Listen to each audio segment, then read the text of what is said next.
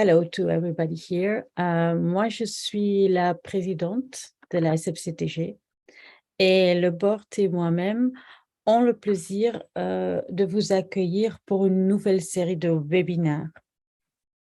Aujourd'hui, c'est pour la première fois qu'on va le faire en anglais. Donc, je vais présenter notre intervenant, bien sûr, en anglais. It's Beatrice Darimont, who currently holds the position as a Chief Scientific Officer at CYTOO, and she will present a very new methodology.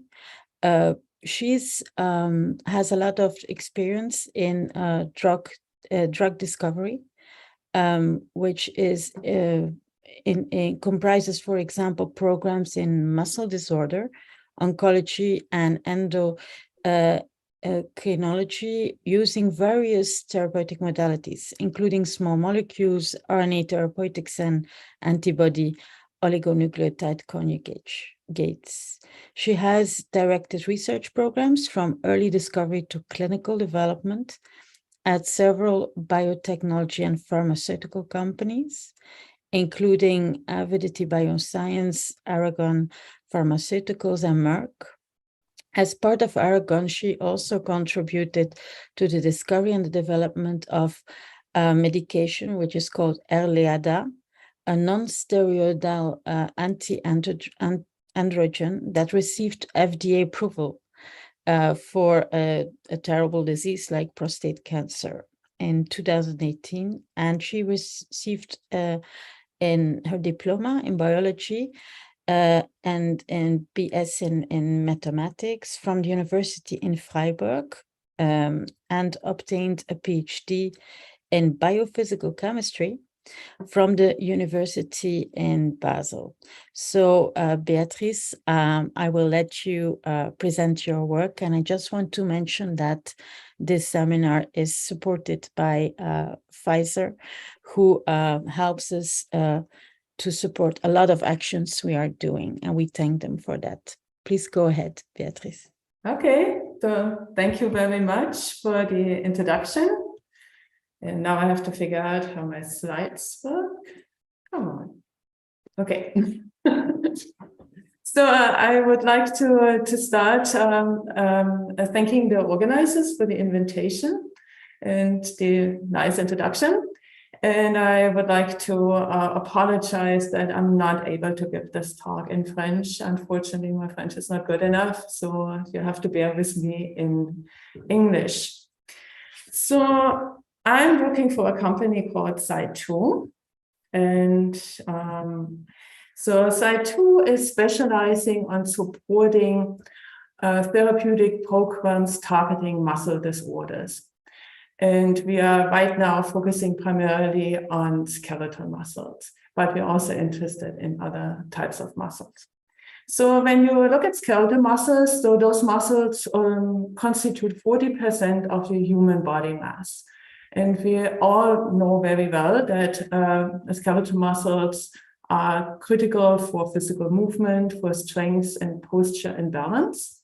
What is less appreciated is that these muscles also play key roles in metabolism. And so they are key regulators of glucose levels. They form the main reservoir for proteins, and they're also critical for glutamine synthesis and storage. And so as depicted on this cartoon on the slide, you can see that muscles also have the ability to directly communicate with a variety of organs in your body. And they're doing this by using myocytokines. So when you're targeting muscles for therapies, there are many therapeutic opportunities. So currently, the most advanced therapies targeting muscle disorders are therapies which are affecting the genetic disorders which affect muscles directly or indirectly through motor neurons or neuromuscular junctions.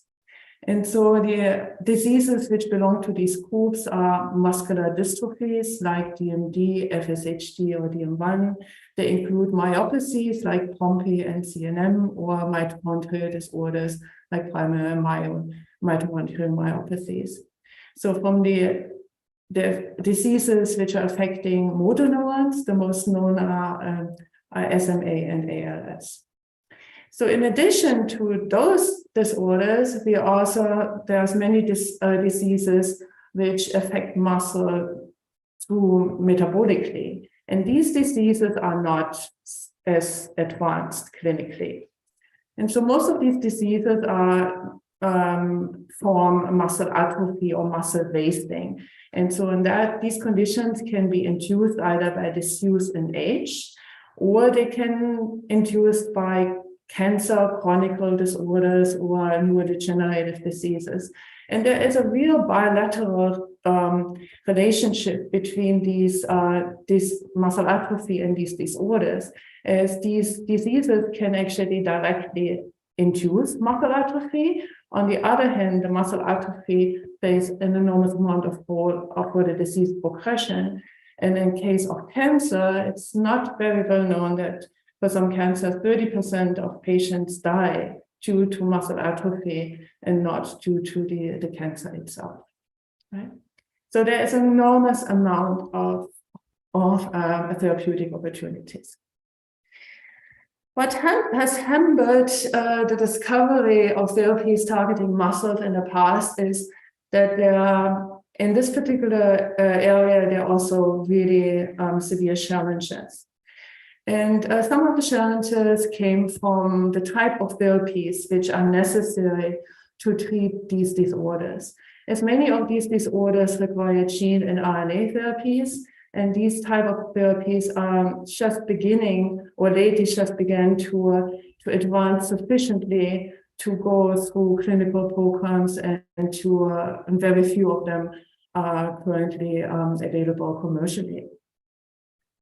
A second challenge is the myogenesis itself. And so myogenesis is the process which forms the muscle, right? And so muscles are formed by precursor cells, which are called satellite cells. And these satellite cells differentiate in myoblasts, which can proliferate. And these myoblasts then starting to differentiate through a stepwise process. And as part of this differentiation, they're starting to fuse, and they form these polynuclear myotubes. Then these polynuclear myotubes, they mature further, and then they align and form the contractile machinery, which allow these muscles then to move.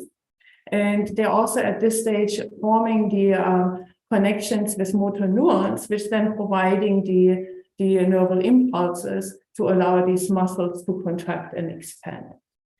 And that is a process which is really difficult to mimic in vitro.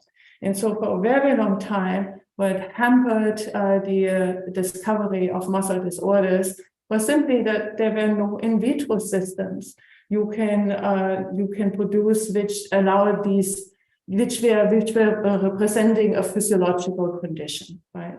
So most of the in vitro systems were happening at the myoblast state and the very early fusion of the myoblasts or myotubes. Okay, so another factor which is challenging is that when you think about muscle function in the clinic, you're usually monitoring strength and endurance. And that are features which are not easily depicted in a tissue culture plate, right? And so therefore, we were preclinically, we were dependent on animal models. And these animal models had the problem that they did not represent the patient phenotypes. And then sometimes even the patient genotypes are very complex. And so it was very difficult to find physiologically relevant conditions to conduct research. So CYTOO, the company I'm working with, so they started to work years ago. They started to work with micropattern plates, and so they developed a discovery platform which is called MyoScreen TM. So MyoScreen is practically micropattern plates which allow myoblasts to align and to form these myotubes much more efficient than what you get normally under normal conditions. So practically what you're doing is by using the myoscreen discovery platform, you're ending up on a tissue culture plates with mini muscles, right? And so these mini muscles are aligned, they are differentiated, they can contract, so they can display many features which a normal muscle can do. Also, by allowing these muscle cells or myotubes to align and be separated, that also allows the conditions that we can use these plates for high throughput screens. We can do image analysis. Each of these mini muscles serve as an own entity, so we are able to run functional assays which are statistically powered. As pretty much in each well, we have multiple, we can use each muscle as an individual N, right? And so that is not only enabling us now to work in vitro with muscle cells, but it also really provides us the conditions to conduct efficient, high throughput screens and functional analysis using state-of-the-art imaging methods.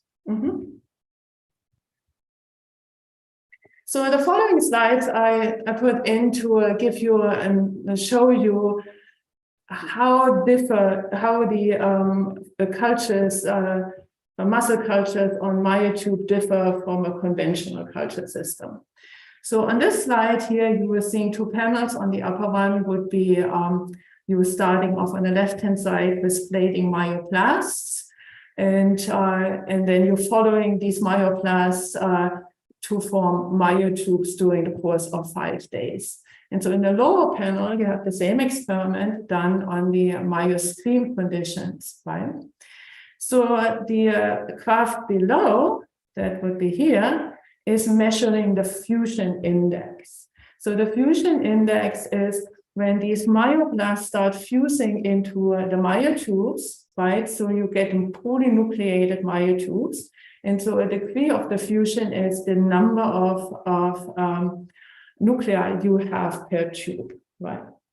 And so when you can compare now the fusion index, which in these cultures over time, you can see that those myotubes that form on the myoscreen plates, they form faster, right? And they form to a larger extent than what you have in the conventional plates.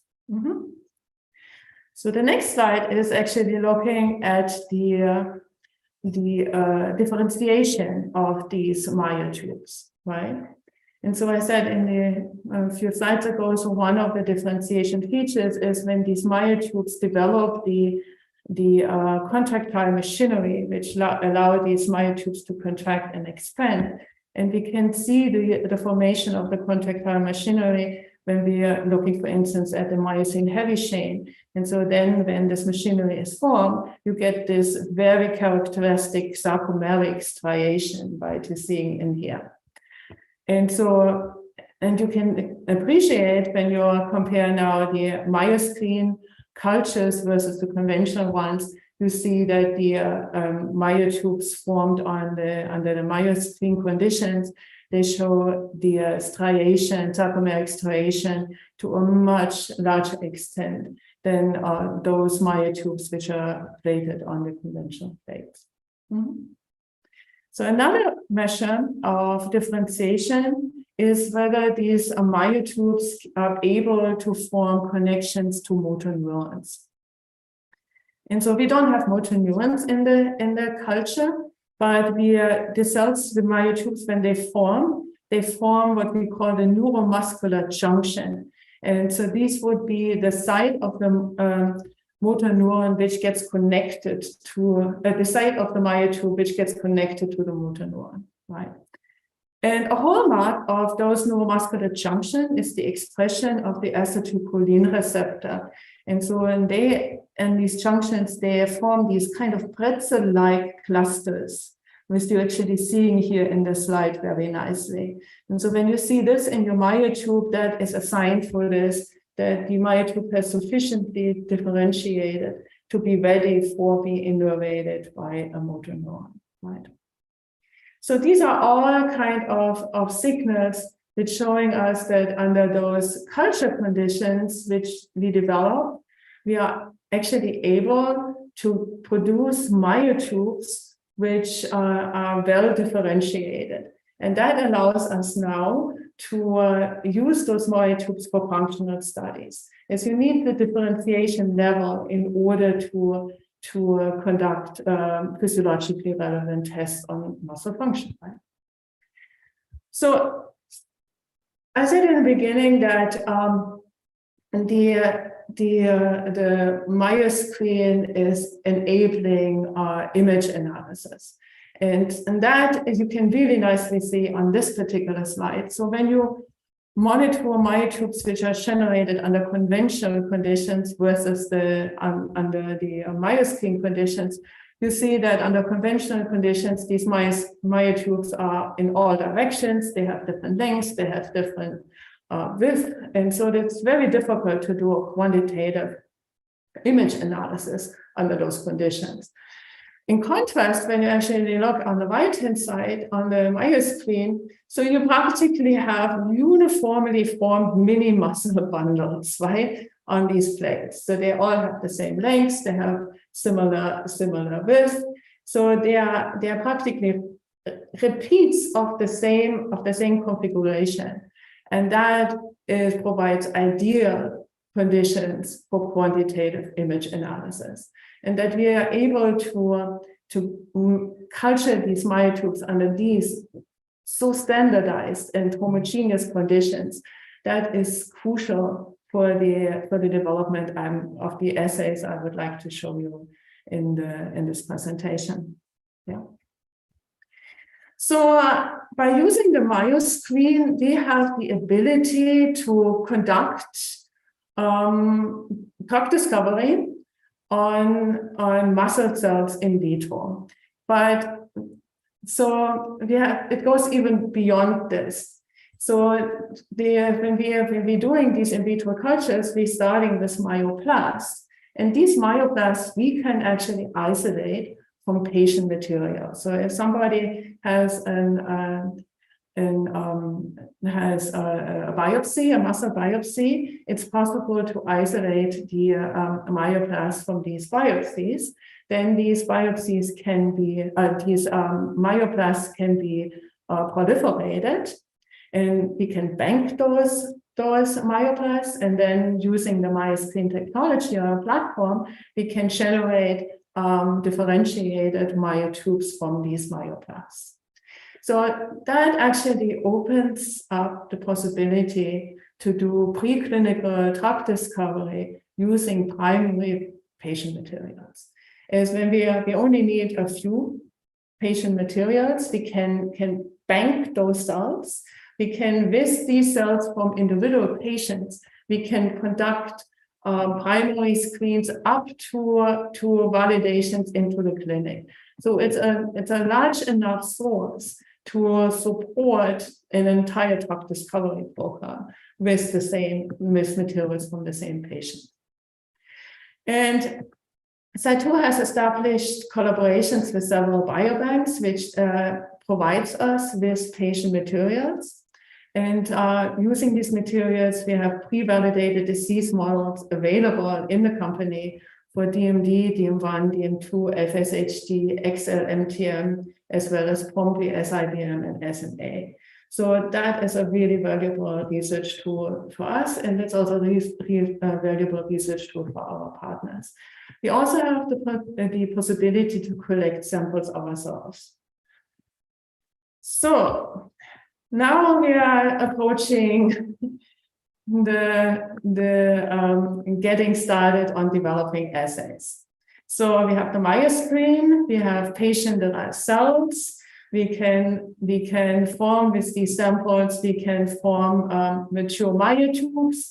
These myotubes are standardized. We have about, when we use 96 per plates, we have about 100 of those myotubes per well. So these are ideal screening conditions.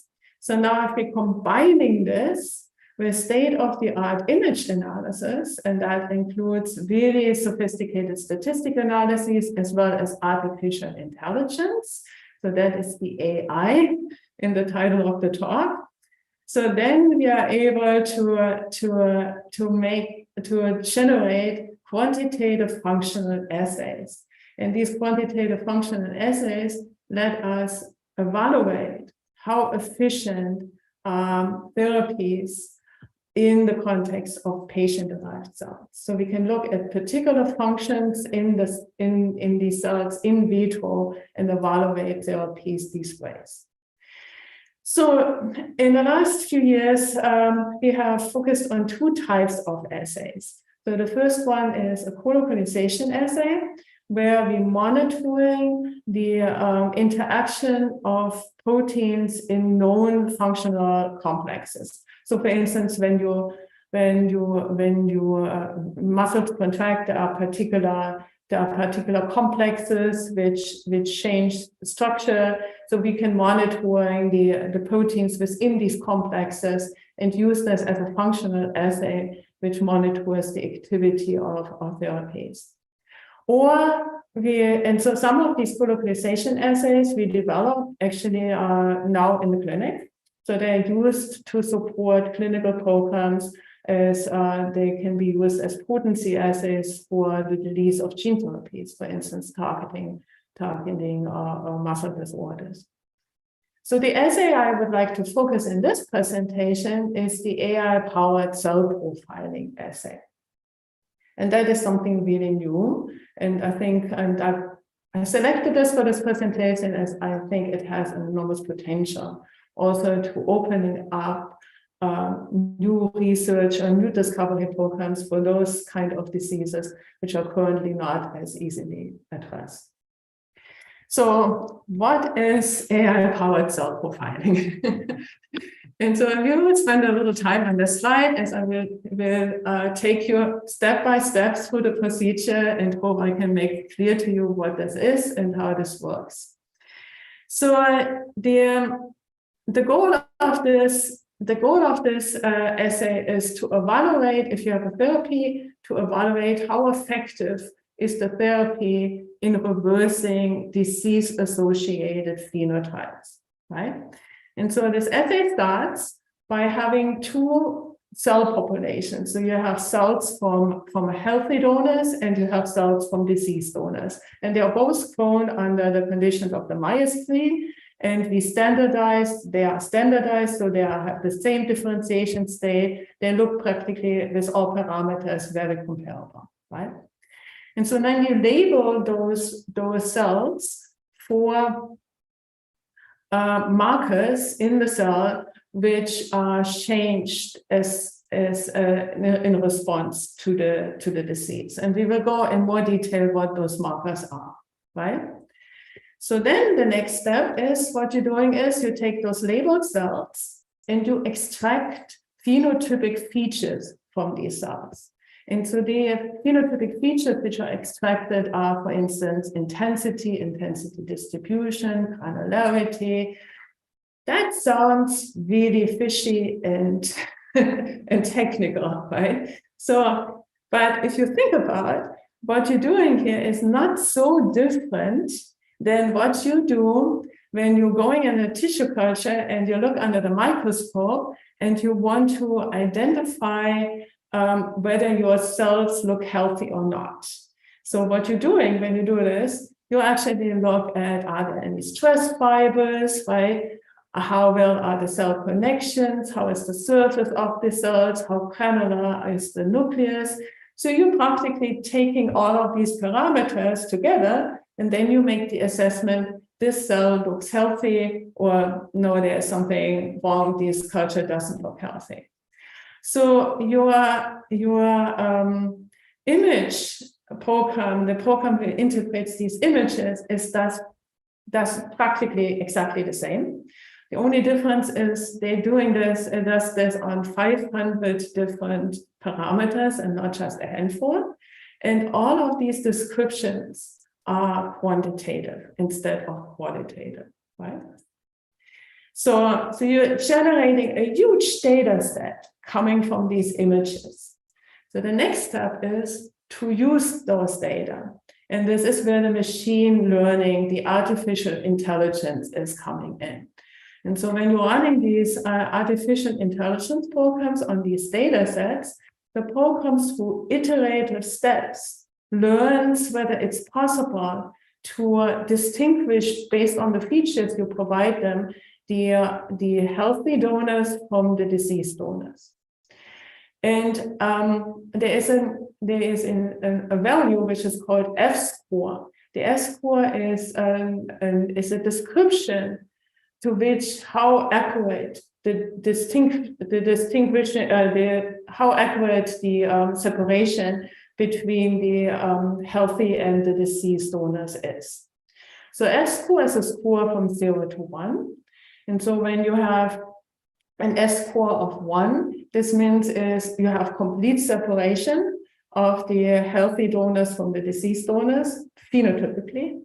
And so what we're aiming for our program is always an S-score higher than 0.95. Sometimes in order to get this level of accuracy, one marker is not enough. And so sometimes we actually have to look at combination of markers, right, when we label the cells. But so far we have been always be able to actually find the condition which allows us to distinguish disease and from healthy donors. So if you're running this and you're getting an accurate profile, so then this means is you are able, your program, your profile, to have the conditions which is able to distinguish healthy cells from diseased cells based on these phenotypic properties. And so on the upper right-hand side, so this part here, this shows you, it gives you just a depiction how this looks like. So what you're seeing here in green are 2 different healthy donors. In red are 2 different diseased donors. And when you look at this, it looks a lot like cell sorting. But your Y and the X-axis are actually different. So each dot is a myotube. And so what you did here in this description is you projected the 500 dimensional space, right, with all of these features onto 2 axes. It's a projection from the 500, from the multi-dimensional space onto a 2-dimensional space.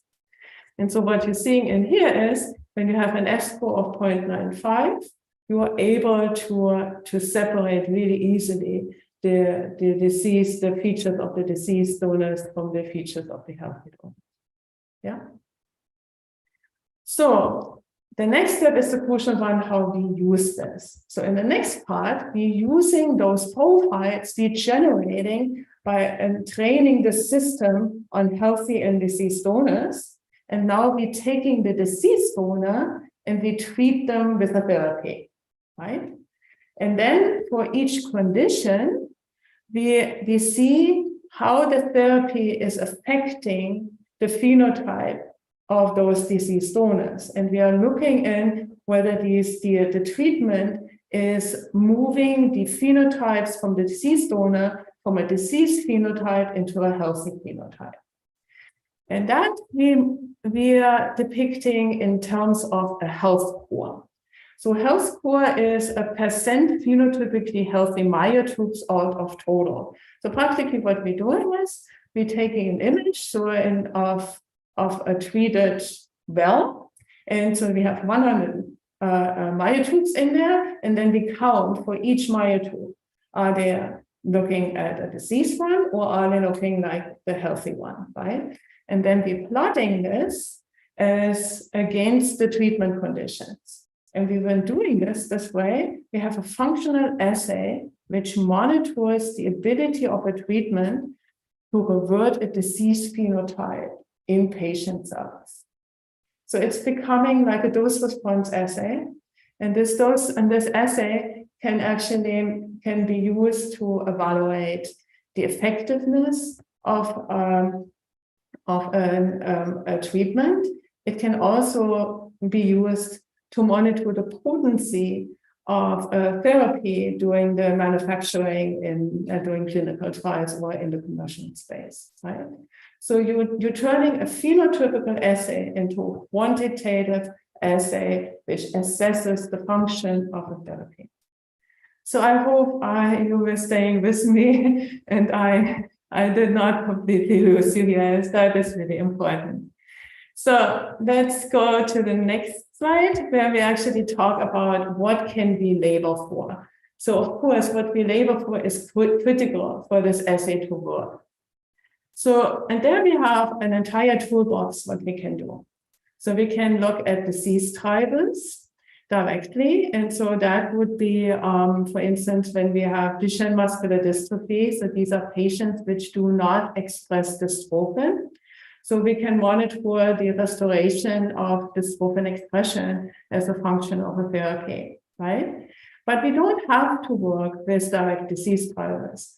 We can also actually look at downstream effects and monitor the function of functional complexes in the muscle, which are affected by the disease, right? And there we, for instance, can look at the integrity of protein complexes in the plasma lemma. We can look at the structures within the sarcomeric contractile machinery. We can look at membrane repair. So we can look at many different features depending on, but we have to select features which are affected by the disease, right?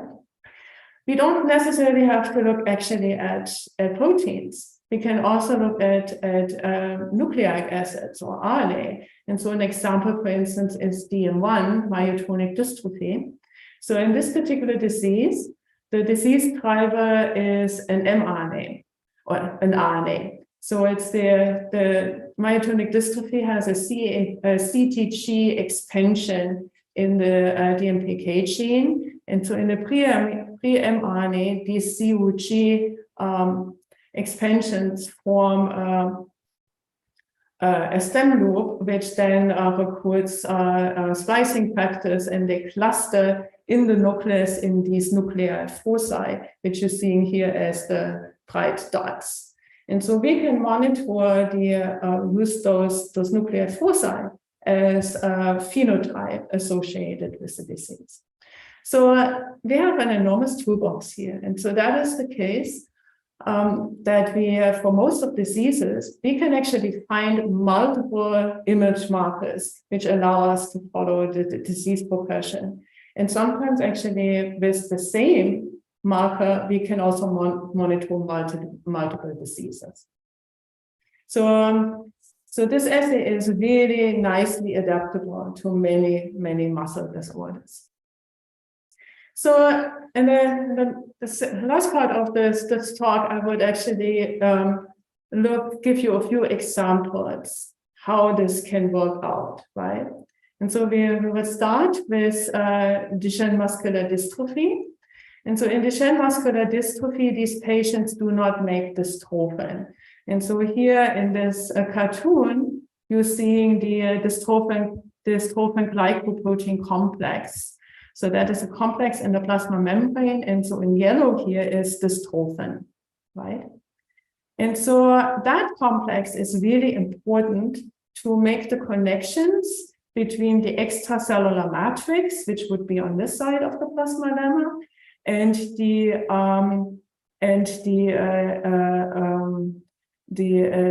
intracellular cytoskeleton, which would be on this side of the plasma lemma. So when dystrophin is missing, as in DMD patients, then this complex is not formed correctly. And what this complex does is it prevents the muscle cells from getting damaged during contractions, right? So it prevents those shear forces which happens when the muscle moves to lead to disruptions in the plasma membrane of the muscle cells. So patients which don't have the dystrophin, they suffer from continuous muscle damage. And these children, they usually lose the ability to walk at age 10. then between age 20 and 30, they usually die due to respiratory and cardiac failure.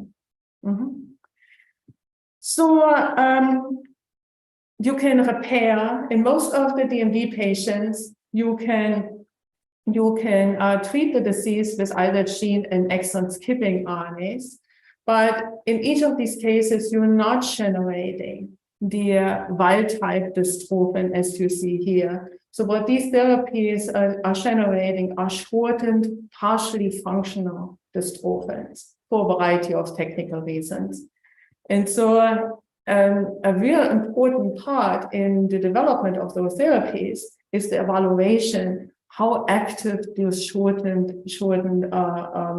dystrophins really are. And that has been a real bottleneck in the discovery of therapies targeting DMD.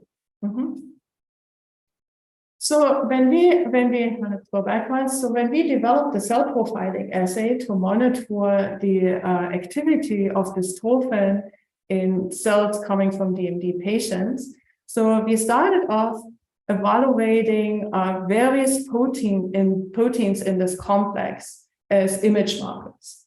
What is important is we did not take dystrophin itself.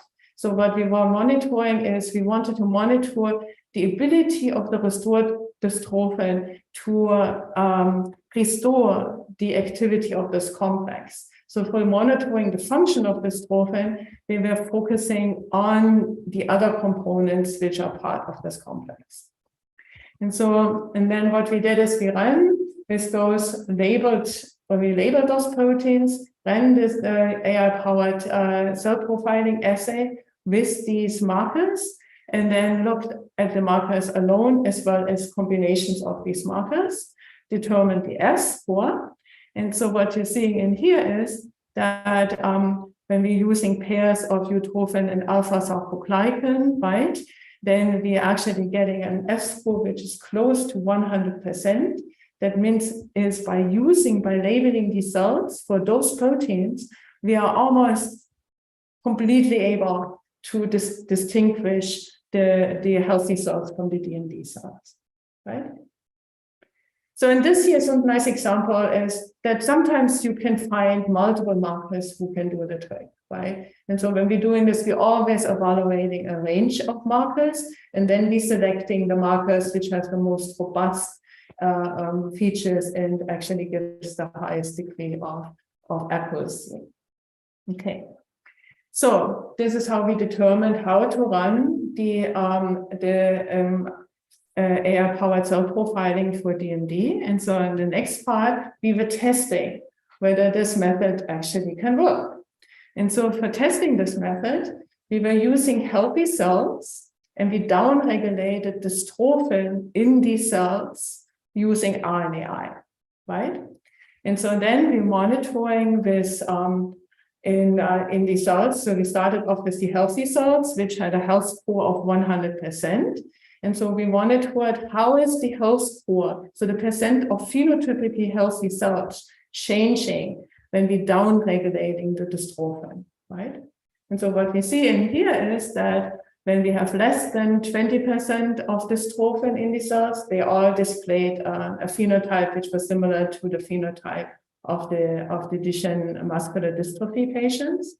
When we had greater than 60%, the cells look pretty much normal, right? And so what is really important, so the transition you're seeing is happening between 20 and 60% of dystrophin. And that transition is exactly what you're observing with animal models and in the clinic. So when you actually look at how animal models behave and how patients behave, they behave very much the same. So you are, in order to restore the activity in these Duchenne muscular dystrophy patients or the models, the animal models, you usually have to express in this range. You have to express dystrophin. So that gave us really great confidence that what this assay here is monitoring is actually aligned with the physiology we see in animal models and we see in the patients. Another part which was really important in this, so that is an so this is a method which has an artificial intelligence component in there. So this is practically, for most people, that is a black box, right? And so how reproducible can a method be which actually includes a black box? And so for this one, we compared two different donors, healthy donors, and run the experiment twice with two individual teams. And what you're seeing in here is it's remarkably reproducible. So the assay is for good, reproducible, and robust. And that was very important. So the next example is actually looking here for two patients. So we have here two different patients where you can amend the disease by using exon skipping therapy. And so what we're showing is the dystrophin which is generated after the exon skipping therapy, right? And you can see that these patients have different type of dystrophins as they had different genetic mutations to begin with. So now if you're looking at, so you're running an exon skipping therapy and you're monitoring just the expression of dystrophin, what you will see is that patient number 1 responds better than patient number 2.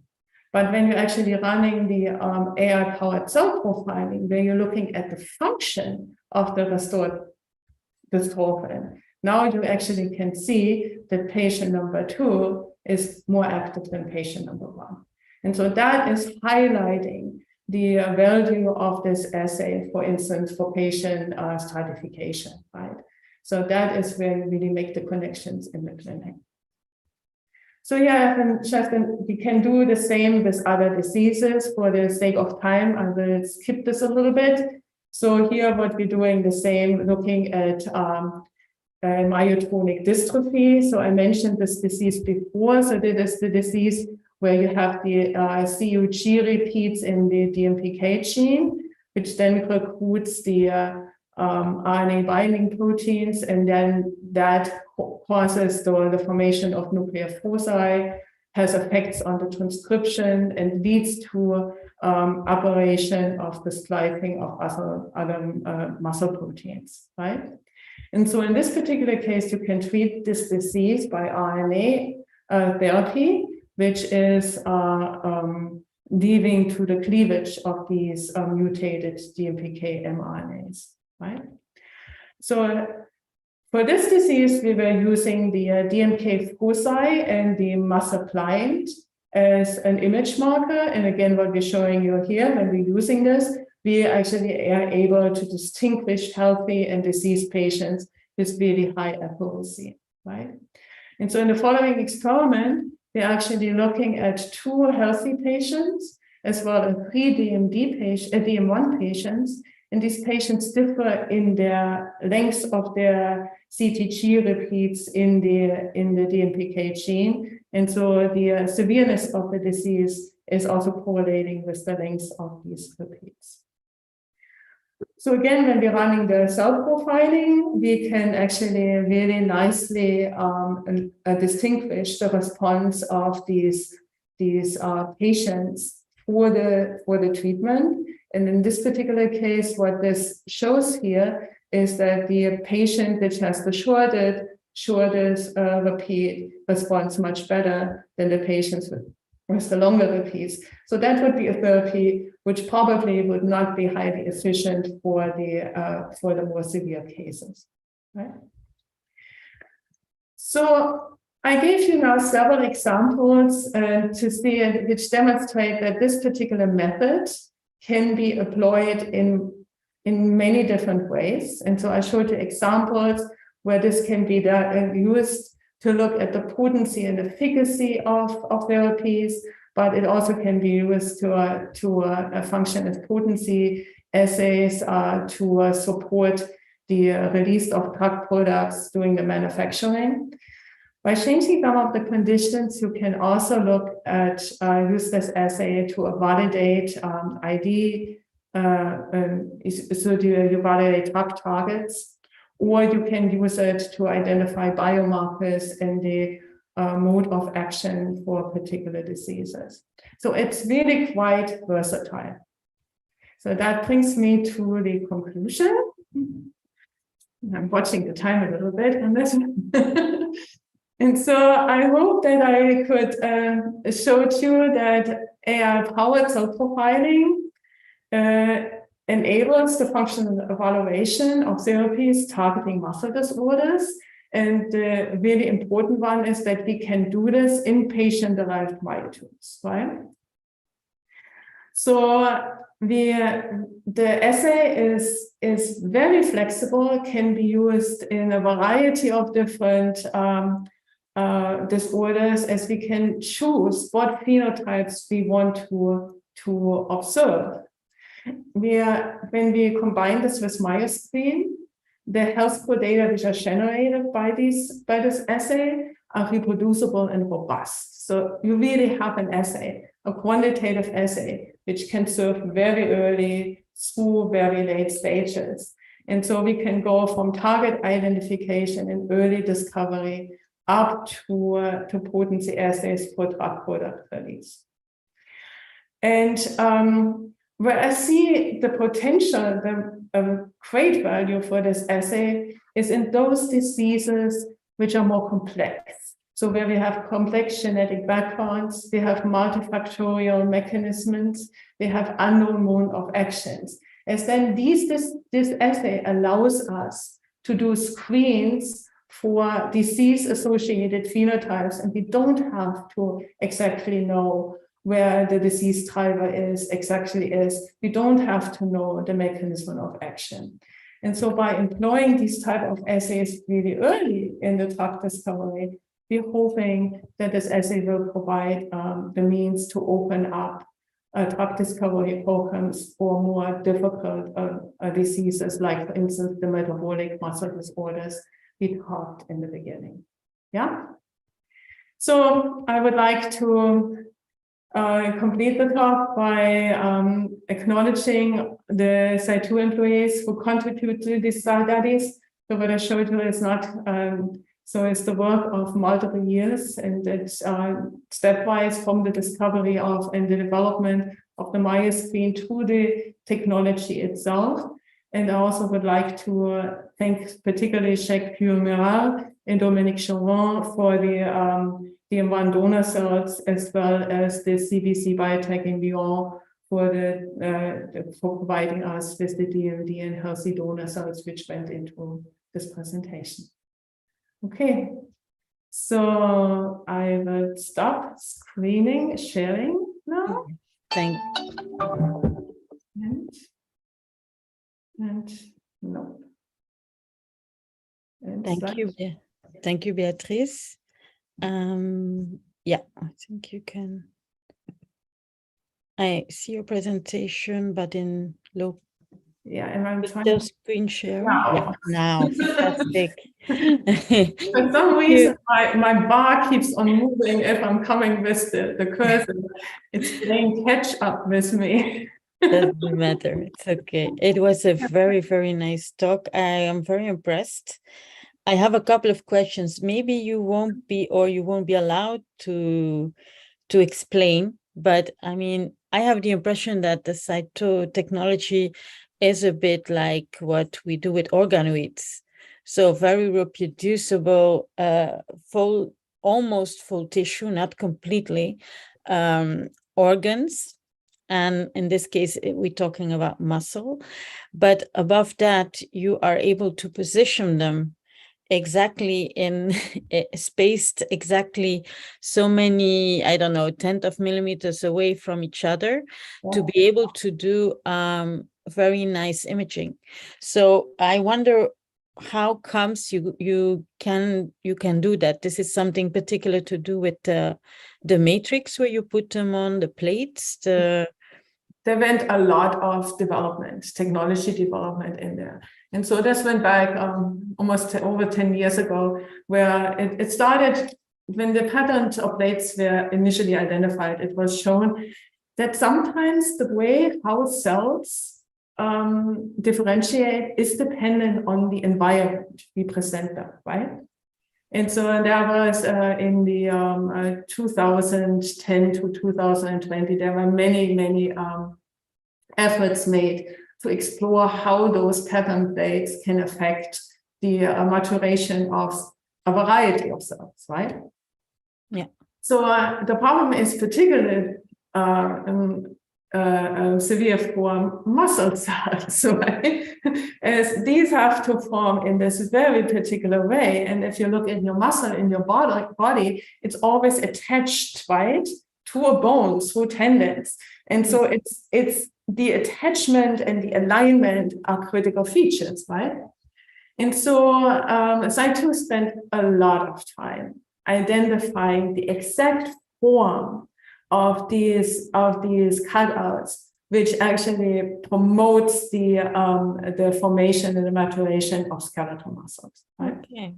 Yeah. So we can do this with other cells, but for other cells, quite often other forms, other geometric parts are better suited, right? So depending on which cell type you have, you can actually identify which particular configuration is best for the cells you want to see. So you said organoids. So the main difference what we have here in organoids are 3 dimensions, right? Yes, exactly. We are trying to be in 2 dimensions. As the 2 dimensions is what allows us to really do the imaging, right? Yeah. Okay, I got it. And also it seems to be so uniform where organoids can differentiate in different times. You have bigger ones, smaller ones. So it's really more variability than what I saw here. It's really impressive, I think. And so the other part what you have is we need much less material, right? Yeah. Yes, in organoids, you have thousands of cells which go into these organoids, and millions of cells which goes into the organoids. Whereas if you look at actually at each cutoff pattern we have on the plate, that is about 5, 6 my individual myotubes which are assigned. So we can do this with much less material. Okay, it's really interesting. And then another question that came to mind, but you mentioned it a little bit, is that it is a bit more difficult if you look at muscles of in disease from early disease compared to much more advanced disease. Is it just as easy to make to do this technology, or is there some states of disease, muscle disease, where you are beyond being able to make this? That is a really important point. So for instance, if you have muscle disorders, right? So in a patient, when they progress, their muscles get thicker and thicker over time. And then when you take biopsies, you get fewer and fewer myoblasts which are able to proliferate, right? And so and we are usually trying to be as early as possible with our sampling, but we actually did also took samples from adults with severe disease, and sometimes it works and sometimes it doesn't, right? So therefore, so if you can get proliferating materials from patients itself, right, that is the best condition or you can have. But you also can actually generate sometimes the iPSCs, right? So where you reprogram, so you're taking cells from fibroblasts, for instance, and then reprogram these cells into muscle cells, right? So that is what you can do when you're looking at disorders like anything which affects the heart, right? Is cardiomyocytes. You cannot as easily get biopsies from a heart, right? Or if you really have advanced patients with very advanced muscle disorders, so you can actually generate some material for these patients through these kind of methods. Mm-hmm. Okay. And this is a bit more, maybe half a physiological question, because you know that we are trying to reduce doing experiments on animal models. Yeah. So I think this is really organoids is one way. This is definitely also a way to go where we can do a lot of things before we test the real candidates, maybe in animal models. Is your comment on this? Well, I have been in the drug discovery business for a very long time, and it always pains me if I'm seeing the monkeys, right? Of course. So when you're in this, there is certain things you cannot avoid, right? And so when you look at drug disposition, ADME, right, the entire pharmacology, right, that is, you need to have an animal model, right? But if it comes to screening for efficacy, right, which compound works best, then quite often the animal models are not the right way to go, right? And so having these abilities to make these assessments in patient-derived materials has a real place. And in this way, you can actually better determine or be more selective with your candidates and not using these animals so much for high throughput or medium throughput screenings, right? So to select your candidate, but rather than to make sure that your selected candidates can work, have the pharmacological properties that are suited to move them forward into the clinic, right? Yes, I completely agree with that. And you talked a lot, but you didn't show any examples. I'm working half on gene therapy, and I'm working also in Nice in a lab on cancer and metabolism. So metabolism is a field I quite like, although I'm quite new in it still also. So one of my questions is, in the muscle, what are, for example, the phenotypic markers you can use to see if muscle metabolism has changed? How would you do that? Through imaging of your muscle myotubes? And so there are multiple ways. And so a really good target are the mitochondria, right? And so we are right now actively working on monitoring mitochondria in this, right? So that would be one.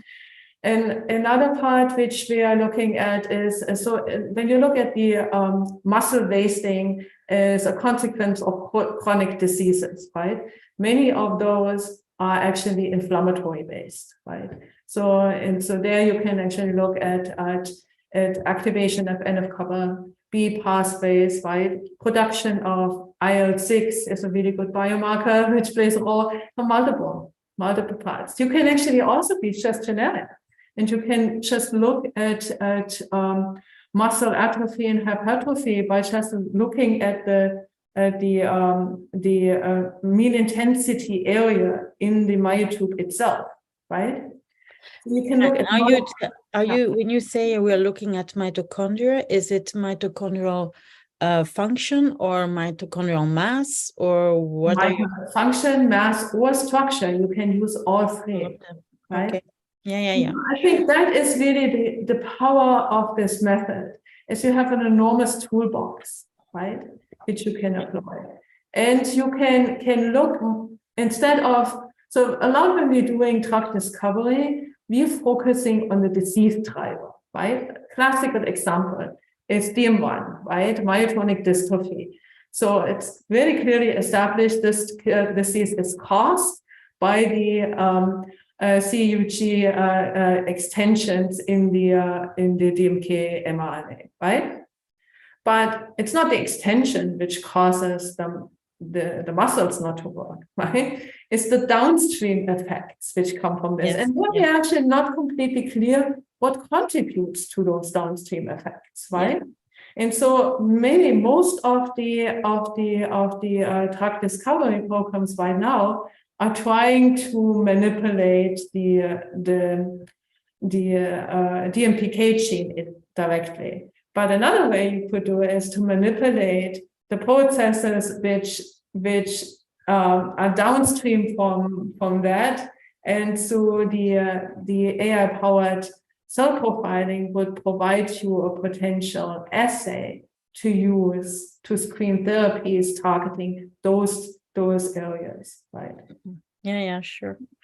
No, I think you have, this has enormous potential. I agree with you. So I'm going to, as a last question, give you still a bit of a challenge, because you also said that in these mini myotubes, you see development of neuromuscular junctions.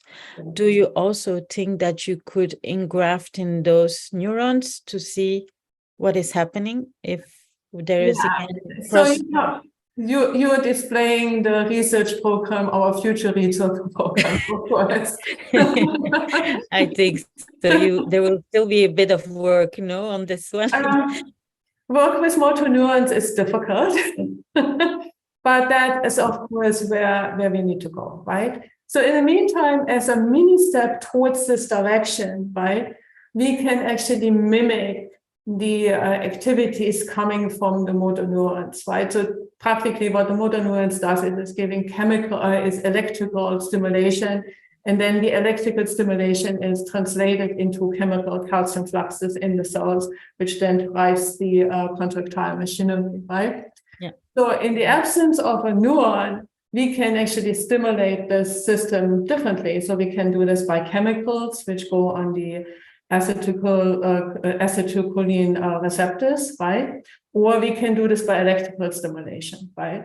And so what we're trying to build is a stepwise process which mimic this, yeah. But the ideal case, of course, would be if we put the motor neurons into play, yeah. Okay.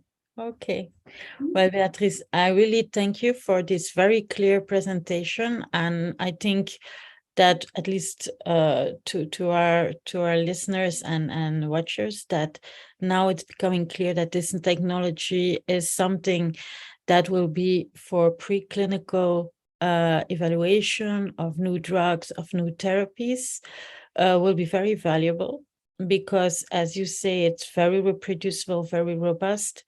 It can be person-based, disease person-based, so personalized medicine. And I really would like to thank you again for this nice overview. Thank you very much. Thank you for the invitation, of course. Okay, thank you so much. Thank you. Bye-bye. Bye-bye.